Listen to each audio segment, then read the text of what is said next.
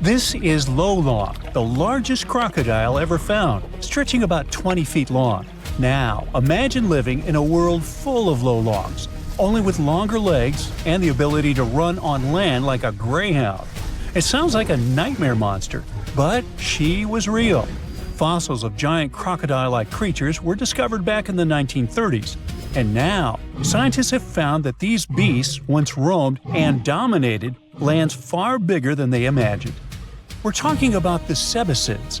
They're a family of prehistoric crocodiles that once ruled South America, especially in what is now Argentina, Brazil, and Bolivia. And scientists discovered that these ancient predators were huge. Some species may have grown up to 20 feet long. Now, to give you an idea of how big that is, well, that would be you, and that would be her. Yeah, good luck outrunning that. Oh, by the way, they wouldn't be slithering in the water. They'd be walking right beside you. And that's actually the biggest difference between them and their crocodile relatives. Most sebisid species lived entirely on land. They were like lions, powerful, moving on all fours, but with tough crocodile-like skin. That image alone is already terrifying. But it gets worse when you figure these guys were fierce predators and we could have easily ended up as part of their dinner. Everything about them was perfectly built for the chase. They had narrow, dinosaur-like skulls and long legs that helped them sprint after their prey. They especially liked sloths and rodents, but honestly, with those sharp saw-like teeth, well, anything that crossed their path didn't stand much of a chance.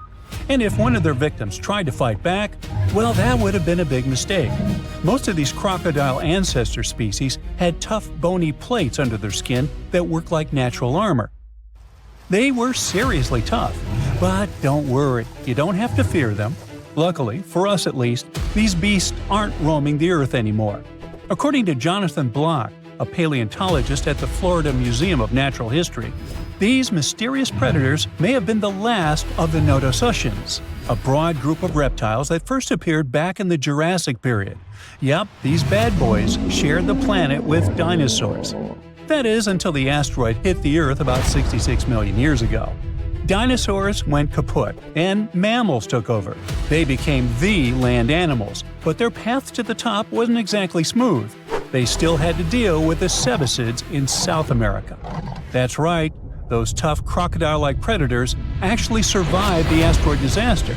They also ruled and stayed at the top of the food chain until around 11 million years ago.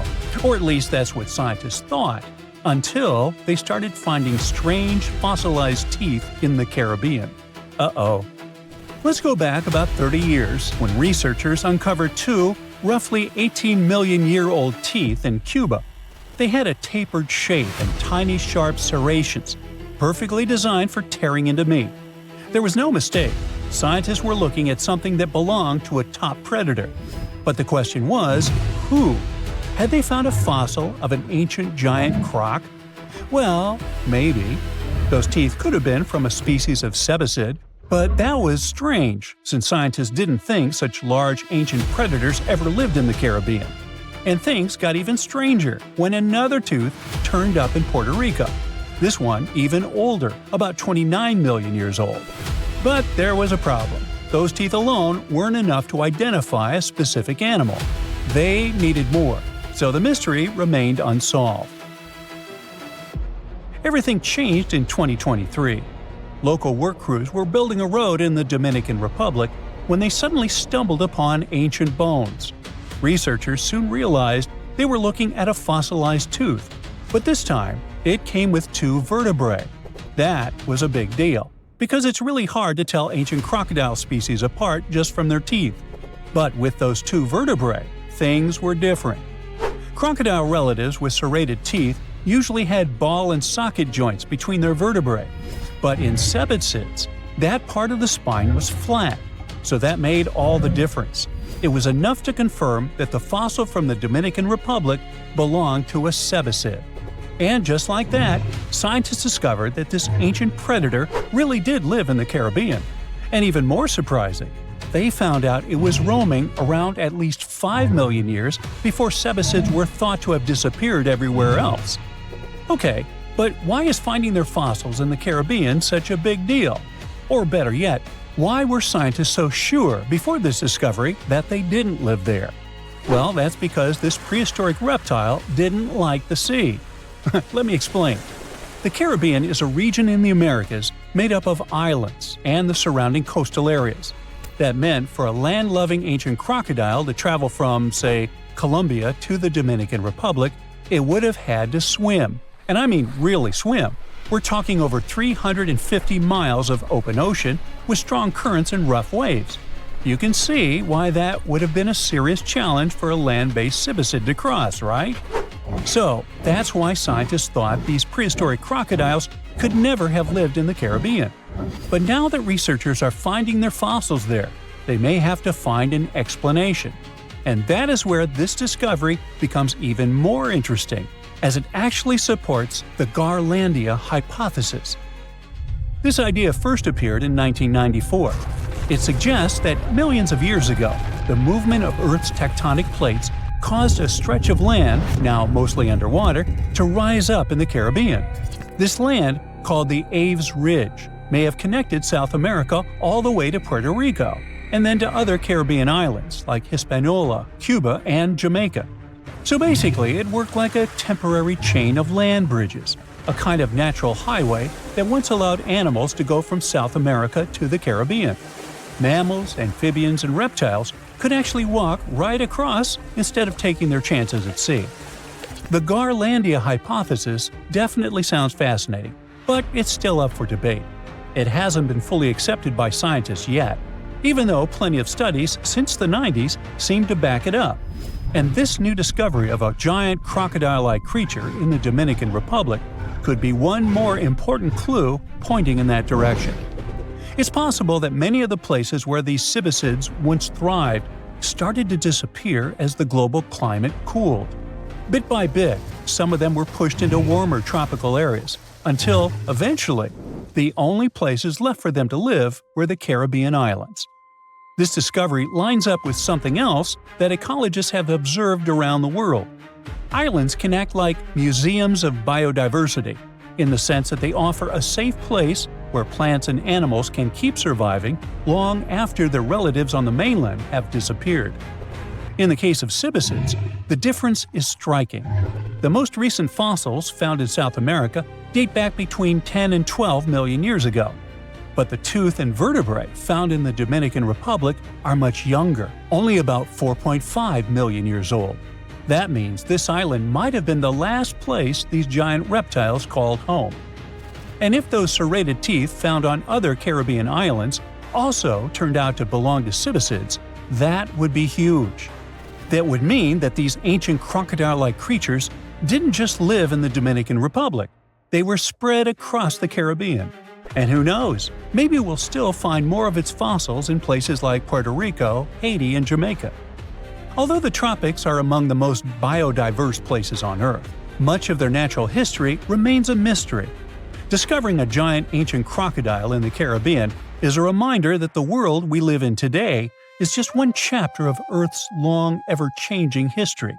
And who knows what other prehistoric crocodiles or ancient creatures are still waiting to be found beneath our feet.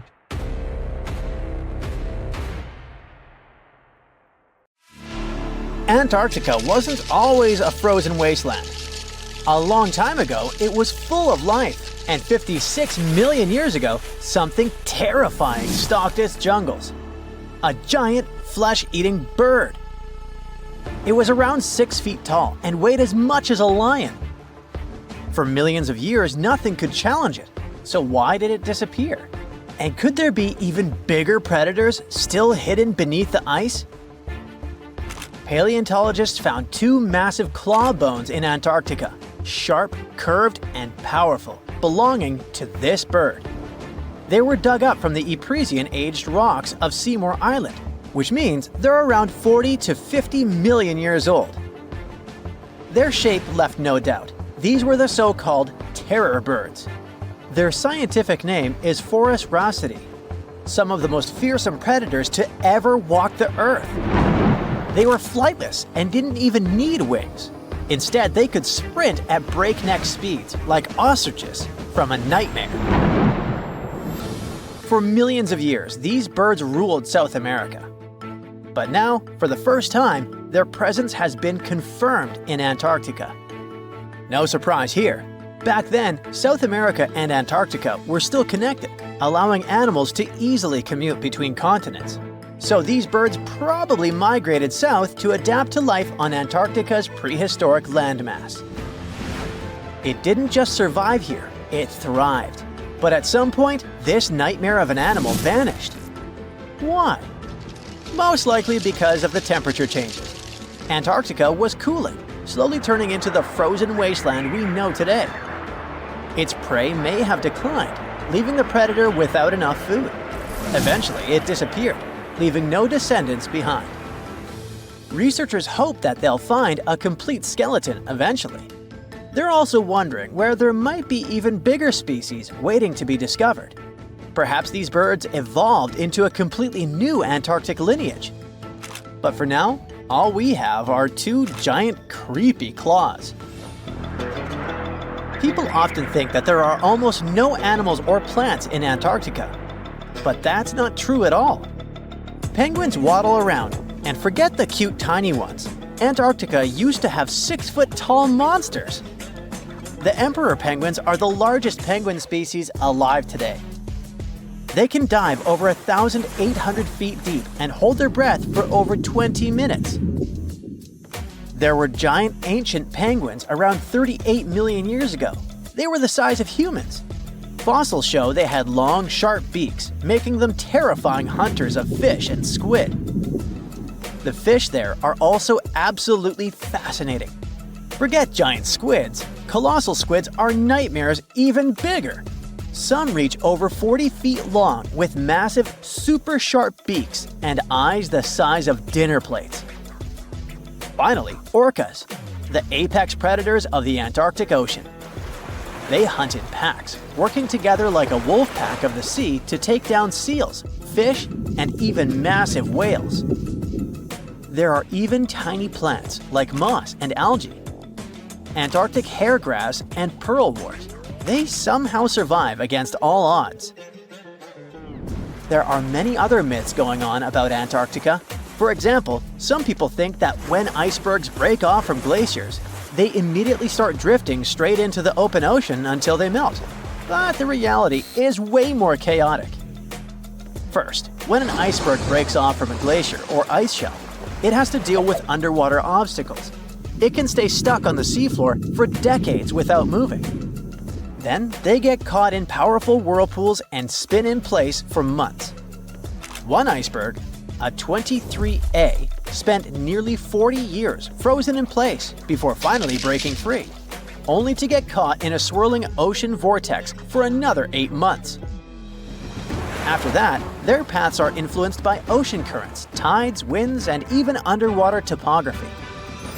They don't just float freely, their movements are full of literal, unexpected twists.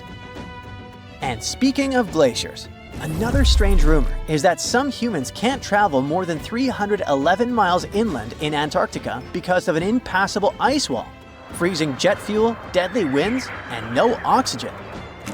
But this is completely false. Antarctica has been explored by planes, vehicles, and even scientists on foot. There's an entire research station sitting at the South Pole. People live there all year long. The ice wall is real, a massive ice cliff rising above the ocean. But that isn't some secret barrier, it's an ice shelf. These are thick slabs of ice that form when glaciers slowly flow off the land and spread over the ocean.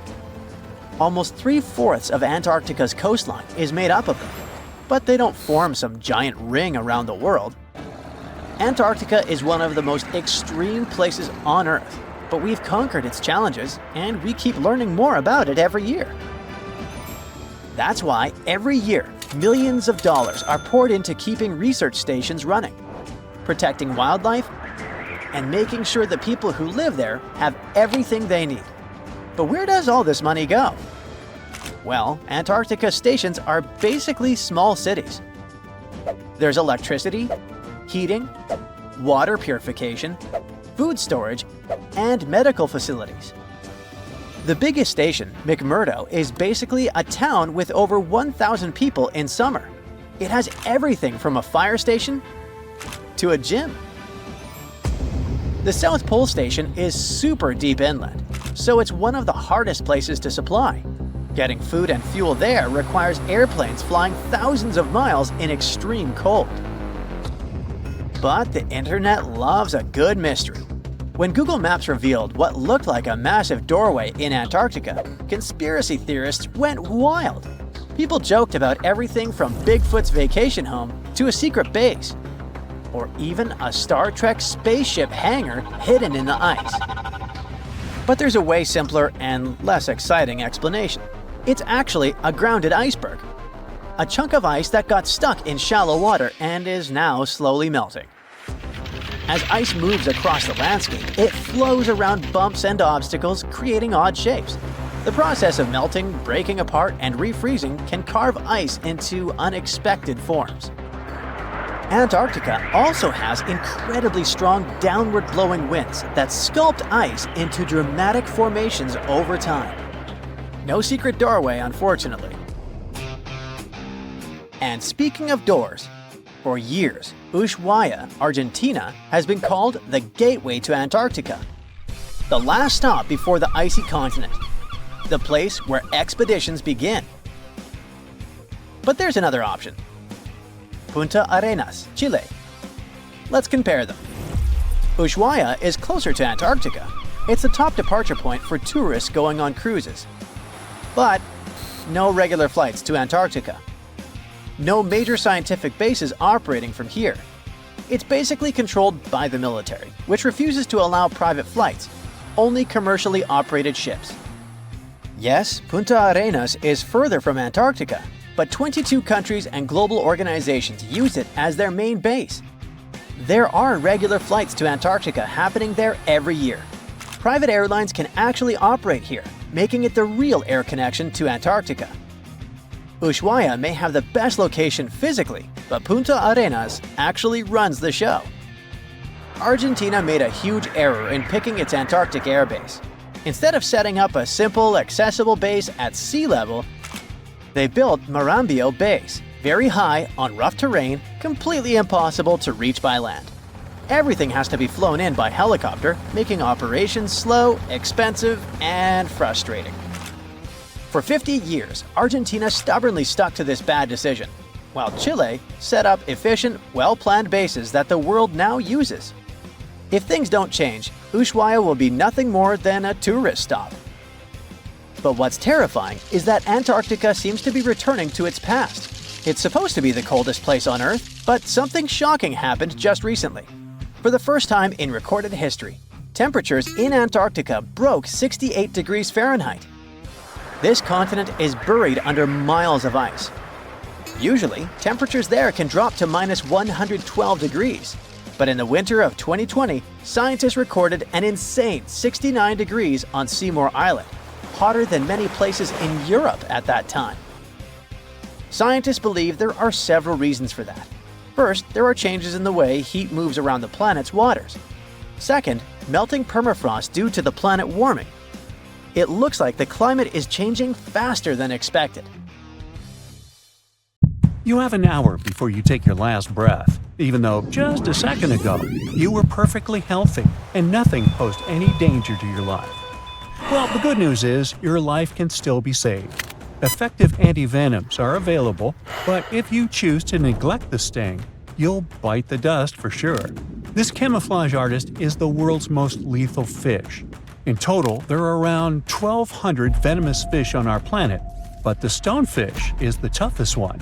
They've got 13 dorsal fins that can inject extremely poisonous venom. Remember I mentioned camouflage skills? It's the main twist to this story. You see, unlike sharks or any other predator fish, the stonefish won't attack you. It's not a predator, it's prey. So, to stay safe, it needs to somehow protect itself. Thus, it developed a super skill of turning into a stone, sort of. So, if you ever get stung by this guy, it's not because it's aggressive, it's because of an unfortunate course of events. Most people had this unpleasant experience just because they accidentally stepped on a stonefish while it was pretending to be a stone or coral on the bottom. As you might have guessed, something that can easily pretend to be a stone doesn't exactly look cute. These guys are scaleless, their skin is covered in multiple warts, and they are multicolored. You can see shades of gray, brown, and patches of orange, red, and yellow. Sometimes they can even be covered in algae. They occupy quite a large territory in the Indo-Pacific Ocean, which means they're everywhere, from Mauritius to Queensland in Australia. Okay, we're going to need a disclaimer here. This fact is very sensitive, but if you want to live your life long and healthy, I suggest you don't skip it. This is a fly. Pretty harmless and definitely way less powerful than you, a human being, are. Yet, chances are that this gentle buddy can destroy your body. Now here's how the story goes. Some time ago, a lady from the UK decided to go on a cool trip to South America. Sounds exotic and not banal at all. Rochelle, who was 27 back then, went to Peru with her boyfriend. When she got back to her home country, she started having severe headaches. She couldn't understand what was going on. Then, half of her face felt terrible discomfort, and suddenly, some weird sound in her head started haunting her. One day, she went to bed, only to wake up the next morning to see that her pillow was soaking wet with some weird liquid. Not blood, not water, just some substance. She rushed to the hospital, where doctors said she had an ear infection. But when doctors looked closer, they saw a hole in her ear canal.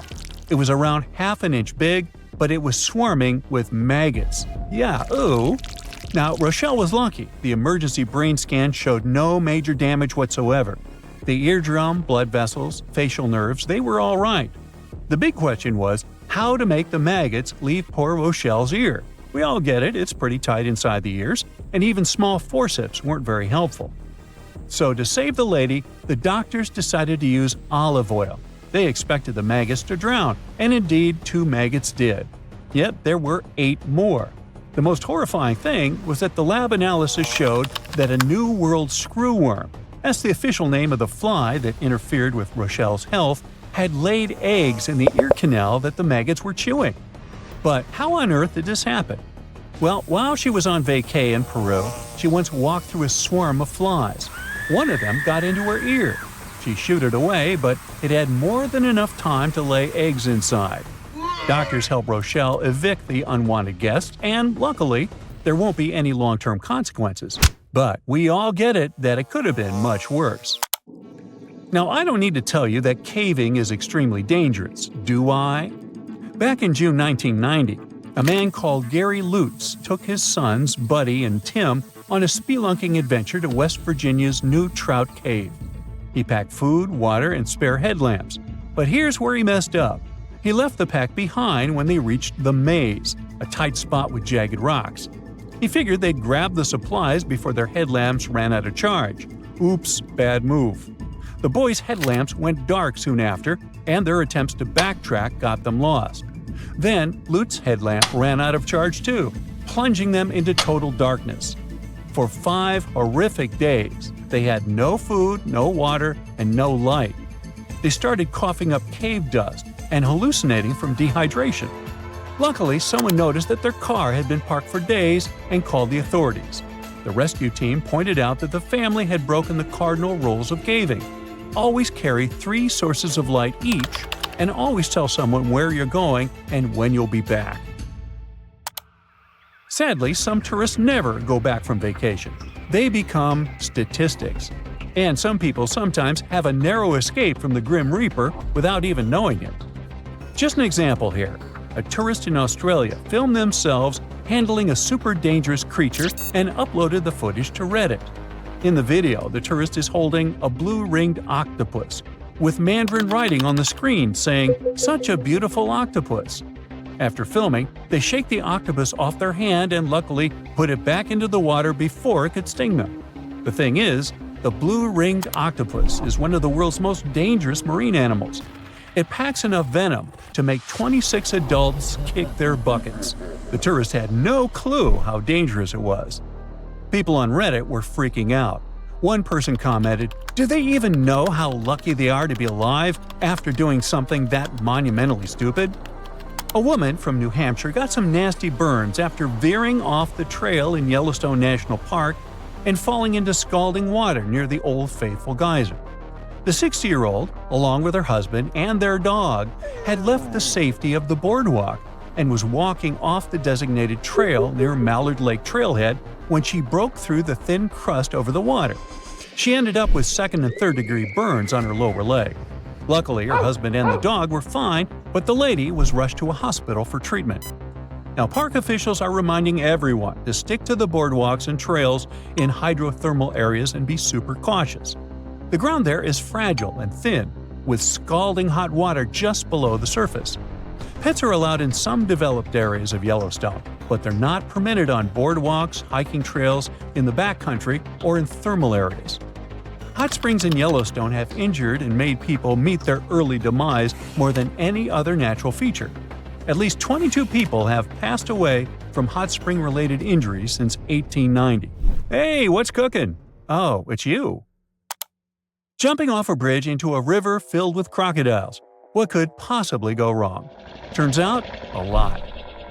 One New Year's Eve, Australian tourist Aaron Langworthy decided to try bungee jumping off a bridge that connects Zimbabwe and Zambia, right near Victoria Falls. It's a 360-foot drop of pure adrenaline.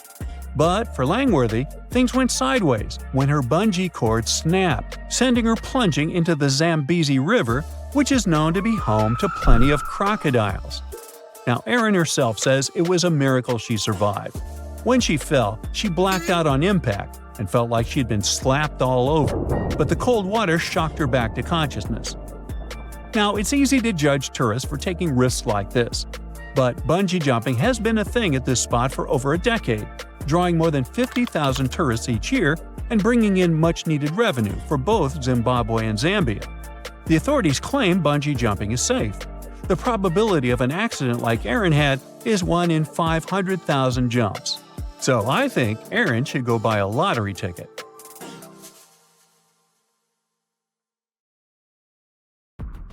What's the scariest predator under the ocean? The crocodile? I don't think so. Loch Ness Monster? Please, it never existed. How about the Kronosaurus? Well, it is extinct, but you might be onto something. Let's take a look at what it'd be like if these creatures were still around today. First things first, what on earth was it? The Kronosaurus was a marine carnivore that lived in the cool, high-latitude Eromanga Sea. It covered vast areas of inland Australia between 90 and 120 million years ago, during the early Cretaceous period. Near-complete fossils of the creature were also found near Colombia, which is a country that has a noted connection to prehistoric reptiles and turtles. This fact makes it extremely possible that the monster I'm about to describe existed worldwide. You might have heard saurus and thought, oh, it's a dinosaur. But these were actually reptiles. They were the largest member of the Plesiosauridae family, referred to as plesiosaurs. Fossil evidence suggests they weighed over 20,000 pounds and were roughly 30 feet in length. Just to put that in perspective, the longest crocodile ever measured was a saltwater crocodile by the name of Lolong from the Philippines. It was 20 feet in length and weighed just under 2,500 pounds. And that's still 10 feet shorter and incredibly lighter than the average Kronosaurus, making the crocodile seem like nothing more than a glorified goldfish in comparison. Despite its terrifying length, the most physically daunting feature of the Kronosaurus was its head. Its skull was about 8 feet long, which was actually proportionally large given the size of its body length. Anything that was unfortunate enough to end up inside the Kronosaurus's mouth may have been given false hope. After all, the teeth of the beast weren't actually that sharp. On second thought, I take that back. I wouldn't feel confident around a toothless snake, let alone being inside the mouth of this monster. But it's true that the Kronosaurus's teeth weren't sharp, especially when compared to other carnivorous reptiles, such as crocodiles and alligators. The teeth of this prehistoric sea creature were instead conical. This means that they were cone-like in shape. Unfortunately, this lack of sharpness didn't make them less dangerous. The teeth were enormous and could be up to 12 inches long from the crown tips to the bottom of the roots. This obviously meant that the Kronosaurus had an extremely powerful bite. It was estimated to be up to 30,000 newtons, which is almost twice as powerful as the bite of a large saltwater crocodile. Because of the bluntness of their teeth, they weren't suited for twisting their prey once in their grasp. But the size and shape of the teeth made them perfect for simple open and shut biting. They would have had no problem crushing hard objects such as the toughest of shells any sea turtle could offer. Just like crocodiles, the Kronosaurus is believed to have had a short neck. This may have been an adaptation to allow the beast to successfully catch small, evasive animals. Their body, in general, was fusiform and streamlined. This means it was narrowed at both ends and had very little resistance to the flow of water. The Kronosaurus was also equipped with 4 paddle-like limbs. The hind limbs were larger than the front ones. They could span approximately 7 feet in diameter.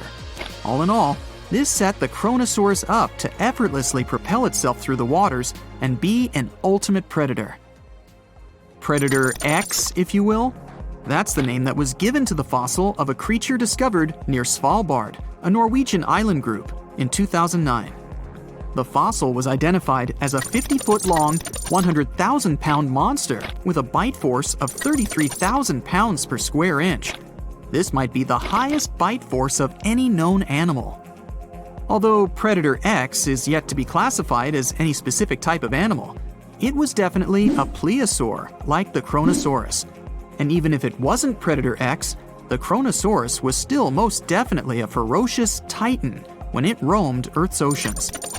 The Kronosaurus actually got its name from the Greek mythological figure of Kronos, the father of Zeus. Kronos was viewed as a titan from a generation of super powerful beings. So what was it that the Kronosaurus, this terrifying monster, actually feasted on to satisfy its appetite? This creature was known to eat sea turtles, squid, and other larger marine reptiles of that time, such as elasmosaurids and ichthyosaurs. This suggests that if crocodiles existed in the realms of the Kronosaurus, they too might have turned into lunch for the beast. There's evidence from the fossil remains of the Kronosaurus that suggests that they also feasted on sharks, which I know is a disappointment to those of you who view that beast as the king of the ocean. Not when the Kronosaurus was around, my friend. In any case, grounding all kinds of food into small pieces to help digest them would have been difficult without small teeth. This explains the presence of rounded stones found in many of the remains of these sea creatures. Researchers believe these stones may have been swallowed to control buoyancy or to help process food. It's also entirely possible they were accidentally swallowed while feeding on other animals from the seafloor. As if the Kronosaurus even needed to be a meanie with its already existing power and size, there's also evidence to suggest that it indeed might have been. It turns out that after using all its impressive attributes to catch its dinner, the Kronosaurus first liked to play with its food, like a cat does with a mouse. I guess since the hunt was so easy for them, they needed to get their fun from somewhere else. Well, I think now you should have a good idea about these creatures. So let's ask ourselves what it would be like if they were still around today. And by the way, why aren't they? Well, the Kronosaurus was completely finished off by the same KT meteor that took out the dinosaurs 66 million years ago. But even before this catastrophic event, they were coming under increased pressure from an even bigger and more vicious family of carnivorous marine reptiles known as mosasaurs. You can't always be a top dog, I guess, or rather, top marine reptile. But what if this never happened, and they were still roaming Earth? Well, this might be obvious, but can you imagine what kind of impact that would have on sea tourism? Based on the impact that famous movies about sharks and killer whales had, what do you think the presence of a Kronosaurus in the ocean would do to beaches? The very creature that would eat sharks and whales for breakfast. Beaches would certainly become a great place to go for a quiet walk, because nobody else would even be there. And what about such activities as boating, surfing, and scuba diving? You think anyone would dare try them, knowing that this 30-foot beast could be lurking beneath them? Let's give humans some credit and assume most of them wouldn't. This would cripple the global sea tourism industry, which is responsible for earning roughly $143 billion every year. Just to make sure this shocking point hits home, the most expensive yacht to ever roam the ocean was called the History Supreme. Its master bedroom was believed to have a statue made of T-Rex's bone and a wall made of meteorite rocks, as well as a 24-karat gold panoramic wall aquarium. Anyway, this yacht was worth nearly $5 billion, meaning you could buy 38 of them with the money lost and potential damages to sea tourism caused by the Kronosaurus. I'm sure that the yacht's owner was happy the beast never made an appearance in their luxurious aquarium. So luxurious, in fact, that some people believe the History Supreme, reportedly owned by some business genius from Malaysia, never even existed. Rumor has it that it was simply an elaborate hoax fabricated by the supposed designer. Anyway, I don't think the trouble would just stop there. People could actually be in serious danger, regardless of being near the ocean or not. No, I'm not about to tell you that this thing would grow legs, adapt to living on land, and start picking us off one by one. At least, I hope not. I'm just going to point out the damage that the Kronosaurus would inflict through its devastating impact on sea trade. In America, ocean transit accounts for 76% of national trade. On top of this, more than 100 vital pharmaceutical products originate in the sea. I'll also state the obvious and point out that the ocean is a huge food source for us humans. The presence of the Kronosaurus could have a great impact on our relationship with the ocean, something we usually take for granted.